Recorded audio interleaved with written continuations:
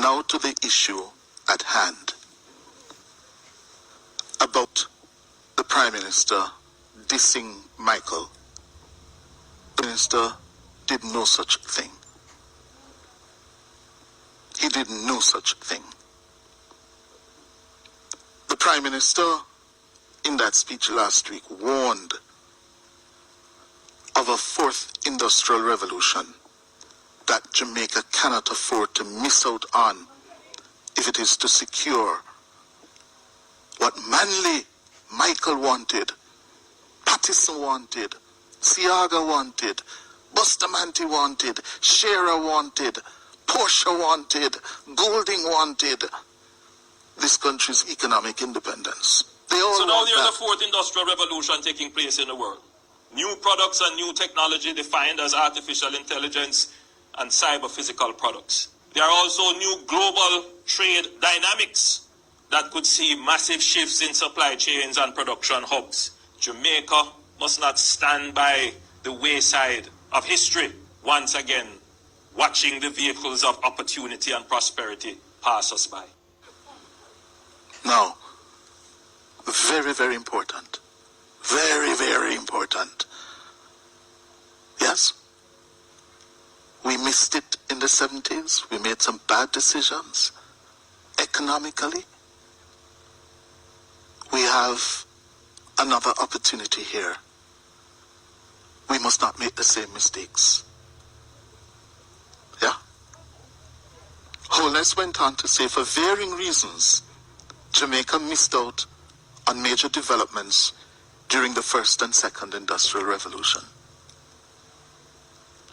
Again, Jamaica missed out on this era of global development. Though it could be argued that during this period, Jamaica saw significant investments in bauxite, tourism, agriculture, and infrastructure that would see us having great prospects similar to that of Singapore had we stayed the course coming out of the creditable economic base of the 60s and 50s, and had we kept our focus on our economic independence. The departure from course during this period of industrialization and industrial development was not due to external forces. It was due to the misadventure of the PNP, which diverted us from the path of economic growth, selling the people of Jamaica false hope and unrealistic dreams, for which the country is still paying today.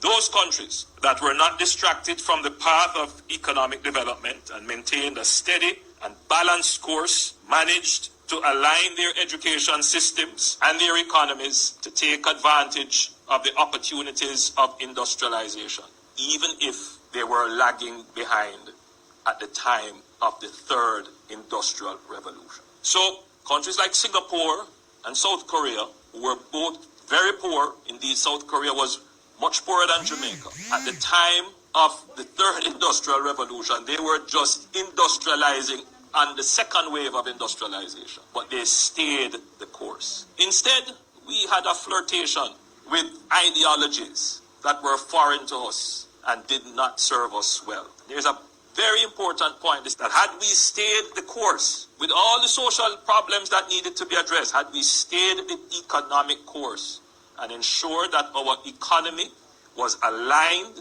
to the opportunities that were created by the industrial transformations that were taking place, Jamaica would be a better place today. I agree with him. Despite all the social problems that Manley sought to address, he saw them as imperatives to be addressed.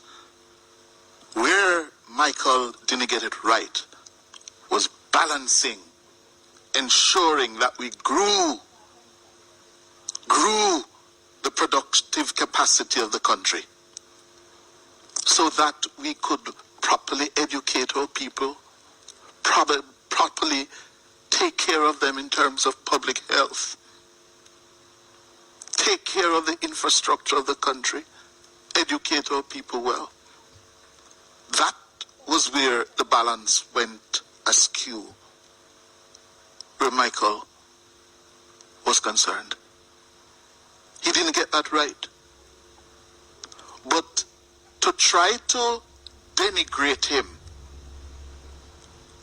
iPod company because he was a product of his time, his space, his environment, his ecosystem.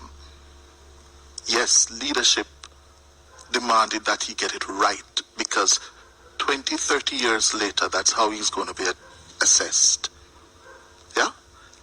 Wholeness in 2021, 2020, has the benefit of 30 years, 40 years of hindsight. He has the luxury of hindsight. Michael didn't have that then.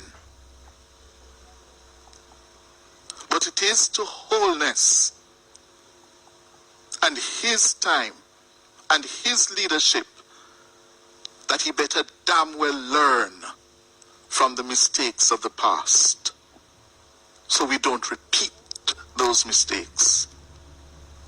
And therein lies what I call the essence of that speech last week by the Jamaican Prime Minister, that we should learn as a people from. We've been independent for 60 years now. We would have learned a few things over the past 6 decades. The notion of the supremacy of ideology over the forces and factors of production does not work. Does not work. Michael Manley himself realized this after he was defeated in 1980, and he plotted his way back to Jamaica House. He ditched the far left agenda. He ditched symbolically the Kariba and bush jacket and went back to his jacket and tie. Some of his own on the left derided him, saying that he never really left his upper middle class elite socially and politically, that he merely flirted with democratic socialism while continued to hold on to his very elite upper middle class origins. I leave that for you to assess whether that is fair or not. But what is unmistakable, which is not up for debate, Michael Manley, after the defeat, the agony of defeat in 1980, set out to reassess what he did, what the PNP in power did, where we were in the world at the time, the Cold War that was very, very strong at the turn of the 1970s. That was virtually settled. Brian Mulroney had come to power, the Conservative leader in Canada. Margaret Thatcher, the Conservative leader in the United Kingdom, had come to power in May 1979. Ronald Reagan, America's greatest leader, conservative leader, had defeated Michael's friend, Jimmy Carter, in the US presidential elections of 1980.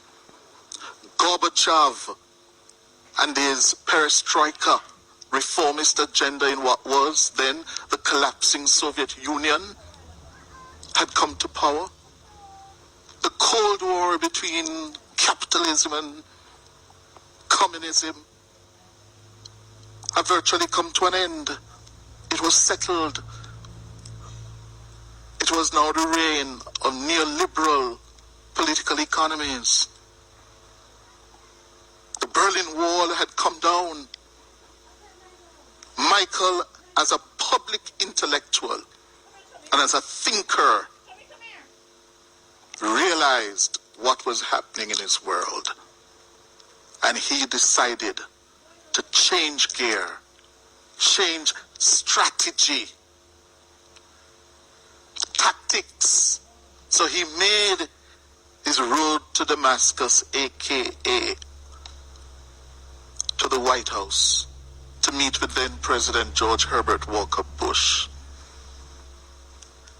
in the late 1980s, 1988, to make peace with the Americans, whose Central Intelligence Agency fought him in the run-up to October 30, 1980, assisted Edward Seaga's Labour Party to win those elections, created all kinds of problems, on top of those that were created by Manley's own failed economic policies of the 1970s, including that ridiculous statement of his that were cheered then by people like myself. There are 5 flights a day to Miami. You're free to go. Those are the kinds of irrational thoughts and messages we descend into in the heat of political battle that we live to regret. Michael was not immune to that, nor those of us who were with him. Now we have the luxury of hindsight, and if we are to be faithful to the truth, to history, and most importantly, to the future of our country,